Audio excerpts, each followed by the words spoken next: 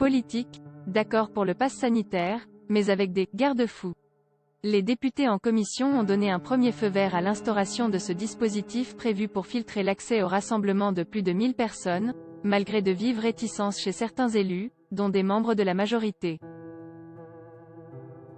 Dans le cadre de l'examen en commission des lois du projet de loi sur la gestion de la sortie de crise liée au coronavirus, les députés ont commencé mardi 4 mai au soir à se pencher sur une batterie de mesures qui doivent permettre de quitter progressivement l'état d'urgence sanitaire, sans mettre brutalement fin aux restrictions.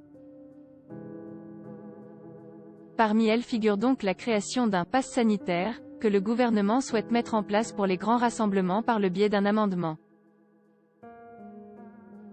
Celui-ci met en musique une annonce faite par le président Emmanuel Macron, le 29 avril, dans un entretien à la presse régionale. Il a reçu l'aval du Conseil scientifique et viendrait compléter le pass sanitaire, exigé au niveau européen pour les déplacements à l'étranger. Des doutes sur tous les bancs. Le projet gouvernemental, qui n'est pas le décrié, passeport vaccinal, prévoit de subordonner, le moment venu l'accès aux établissements, lieux ou événements réunissant plus de 1000 personnes à la présentation du résultat d'un examen de dépistage virologique négatif au Covid-19, d'un justificatif de vaccination ou attestant du rétablissement de la personne à la suite d'une contamination. Pour Olivier Véran, un tel dispositif vise à éviter l'apparition de clusters ou superclusters, et correspond à une démarche qu'on voit émerger dans de nombreux pays. Sa rédaction exclut de fait tout usage d'un pass sanitaire pour les activités de la vie courante, selon les mots du ministre de la Santé, confronté aux doutes exprimés sur tous les bancs. Cela ressemble à une discrimination, pour moi c'est un précédent, a mis en avant le marcheur pas comme Rupin. Le texte n'est pas clair, grinçait de son côté Philippe Latombe du Modem. Pour le député Les Républicains Philippe Gosselin, on ne fait pas de distinguo entre rassemblements intérieurs ou extérieurs. Dans ces conditions, quid des pèlerinages? Il n'y aura pas de limite dans la discrimination, a de son côté prédit Éric Coquerel, l'élu insoumis de Seine-Saint-Denis, pour lequel tel ou tel restaurateur exigera le pass sanitaire, pour accéder à son établissement. Autant de réserves qui ont eu des répercussions sur le texte. Les activités du quotidien explicitement exclues malgré l'avis défavorable du ministre de la Santé, des députés de la majorité emmenés par la présidente de la commission des lois, Yaël Braun-Pivet, ont ainsi adopté des garde-fous en amendant le projet gouvernemental, pour exclure explicitement les activités du quotidien du périmètre du futur pass sanitaire.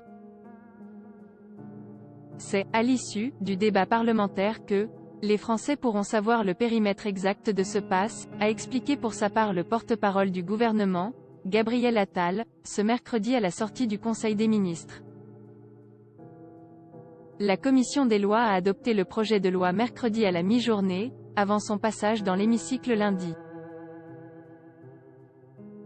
La commission a adopté un autre amendement gouvernemental permettant au Premier ministre de continuer à prendre des mesures de couvre-feu jusqu'au 30 juin inclus au sein d'une plage horaire comprise entre 21 et 6 heures du matin, conformément au calendrier donné par le chef de l'État.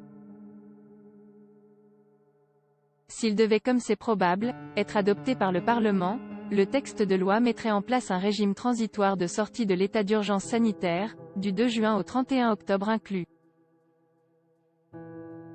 Les députés ont en outre supprimé une dérogation permettant au gouvernement d'augmenter sans passage devant le Parlement, à 2 mois, contraint actuellement, la prorogation d'un état d'urgence territorialisé, en fonction des situations épidémiques locales.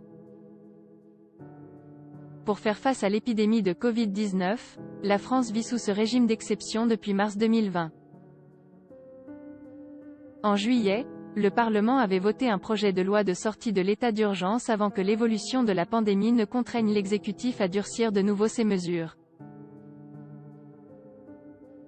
À voir également sur le HuffPost, le Covid-19 circule très peu, à l'école, rassure Jean Castex. Lire aussi, comment va fonctionner le forfait psy pour les enfants à partir de la fin mai. Avec cette fonctionnalité, tous anti-Covid se transforment peu à peu en pass sanitaire.